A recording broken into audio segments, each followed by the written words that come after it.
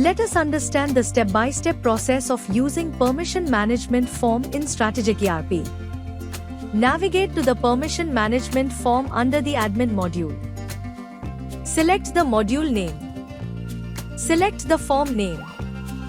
Basic workflow stages such as draft, verification, approval and approved will appear automatically based on your selection. Click on the draft stage.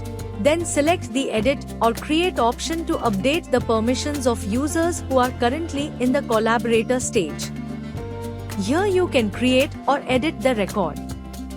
To edit a record and set special permission to a particular user, remove or delete the user from the record. Then, click on Add Permission. Select the permission name and username. Once selected, click on Add Permission. The new user permission will be reflected as coordinator where the user can edit, import, and export the data from the form. You can select from multiple permission names.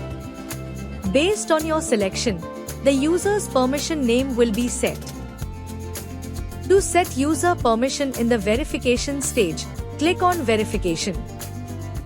Follow the same steps as in the draft stage to set special user permissions in the verification stage. To transfer the user back to collaborator from coordinator, click on Close. You can follow the same special user permission process for the approval and approved stages. To set copy permission, click on Copy Permission. Select the username you want to copy from. Select the copy type as state or form permission. Select the copy to users' names you want to copy to.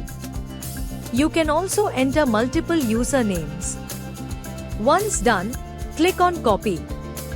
The copy permissions will be updated successfully. Copy permission works only when copy from user data has special permission in permission. The process of using Permission Management Form is now complete.